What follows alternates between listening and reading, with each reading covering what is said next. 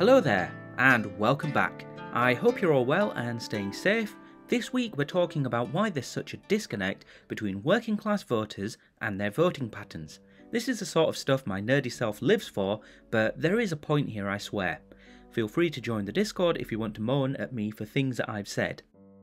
I float around quite a few Discord servers and subreddits at odd hours of the day, and during that time, I've come across a strand of an argument that really makes me sit up and say, what?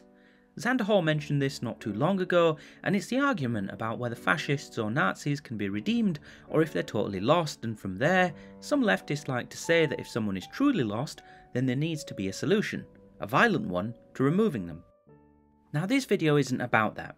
I'll do that in the future. Instead, I want to drop down a level below. People who vote for fascists or wannabe Nazis. Your average still Trump fan, or Q believer, or Orban, or Duda, or Bolsonaro, or even, depending on where you stand, someone who supports Brexit or Boris Johnson. Gosh, that list has gotten rather big. Many of the characterisations of these people fall onto two general lines, because there tends to be distinct groups of social class. You've typically got higher class people, more traditional aristocrat types who usually benefit from the exploitative economic or social policies that these populist wannabes or actual fascists push forward. This isn't about them.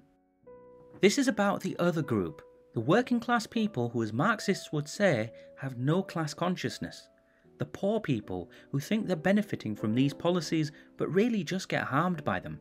Your uncle who stacks shelves but supports Trump. Your aunt who mops floors but votes Conservative. Why do they vote that way?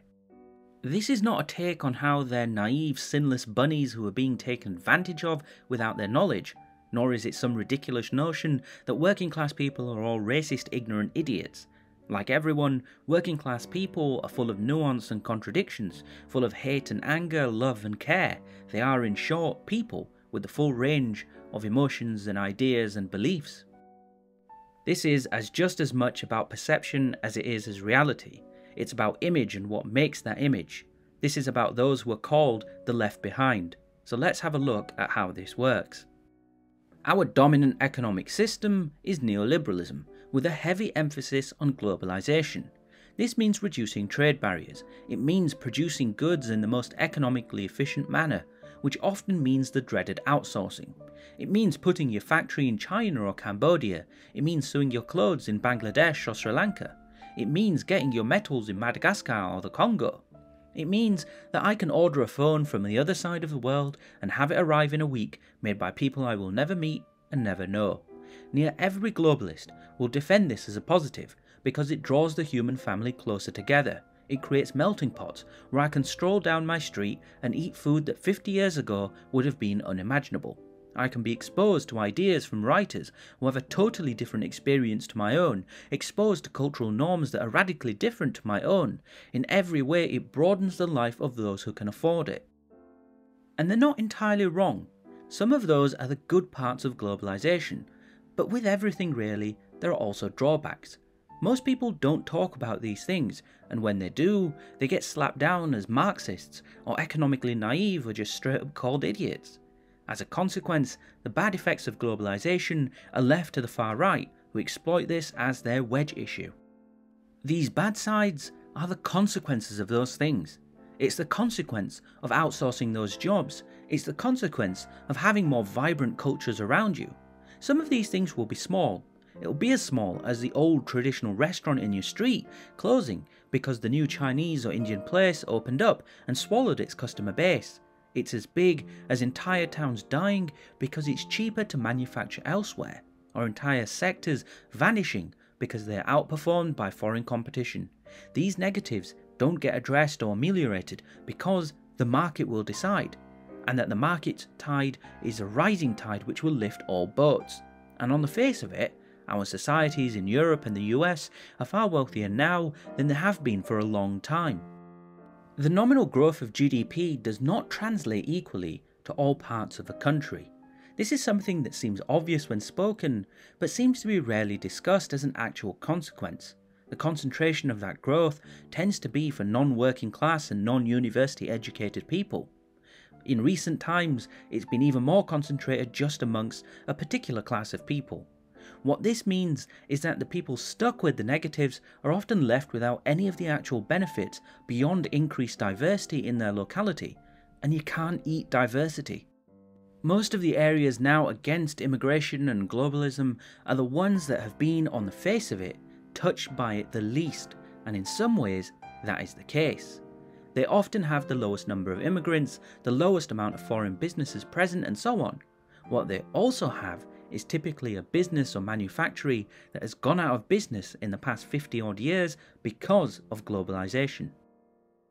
This is the crucial thing. Picture a Rust Belt town full of Trump fans, or a Midlands town backing Boris, or perhaps a Northern French town supporting Le Pen. What comes to mind? A former mining town, a former car making town, down to earth, where people lived off what they made with their own hands, working class and proud of it. The devil is in the former. That pride hasn't gone away. The memory of that pride lingers like a fading dream, whilst all around them, the world they lived in and were so proud of is disappearing.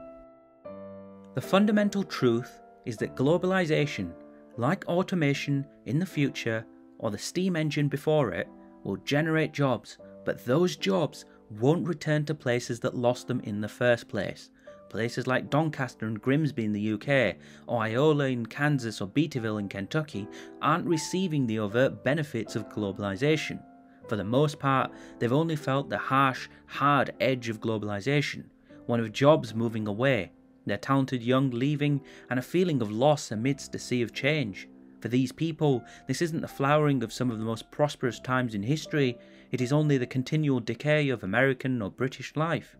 This is their experience, their lived experience. It is something they know and feel in their bones. They've listened to stories from their parents and grandparents of thriving towns with strong communities where people were self-reliant on good jobs.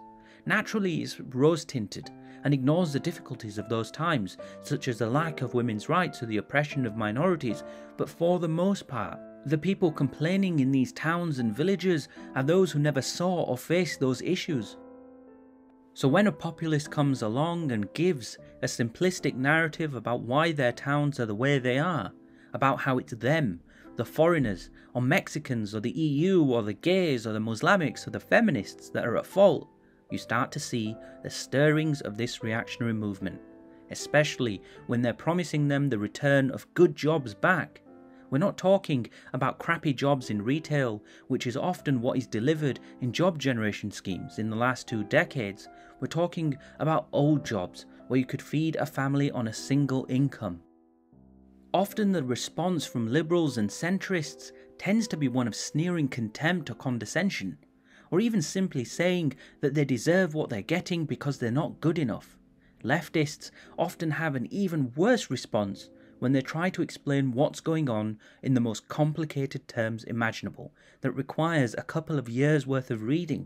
None of this sticks when you have Nigel Farage or Donald Trump saying immigrants caused this, and that ability to simply blame a group, to marginalise another, gives people power when they're feeling powerless because of all the change and damage to their communities. It gives them a feeling of misplaced pride that is addictive. A truly credible response is rarely properly articulated. From the centre, it's simply a change in language with the hope that systemic change can be achieved. From the left, when it's not sneered, it's just filled with so many things that don't lie down for the person. The main point of political activism must be an easily communicable message. It's got to be understandable for people who aren't political buffs and spend their free time reading theory. A true solution also needs to be found for rural states. Too often, progressives and leftists focus on what would solve urban issues, but seldom pay attention to problems in rural areas where the lack of delivery of scale compounds issues around steadily lessening services. It's brutal utilitarianism. A proper bus network covering a rural area of 20,000 regular commuters is never going to be as useful or cost-effective as a bus network covering a significantly smaller urban area of 100,000. Until the left starts talking about investment into these communities, not as a funnel to urban areas, but as communities in their own right, then these people will continue to be scooped up by the right. And this is the thing, these communities of left behind people aren't turning towards populists out of maliciousness. They're not doing it because they hate the left or because they hate immigrants or anything like that. It's rarely out of direct hate. It's out of fear. Fear that the decline of their towns and cities might be permanent. Fear that the jobs are never coming back. Fear that they've got to eke out an existence in a place where their parents and grandparents prospered. For leftists and social democrats, it's about building an accessible platform that is ambitious and aimed at truly helping people, rather than putting a plaster over the wound and saying that'll fix it. The problems go deeper, and we need to be talking about systemic change, steady systemic change. If there's one thing COVID has done, it's shown the gaps in our social protection schemes and shown just how fragile our economies can be when we don't act in concert to support them.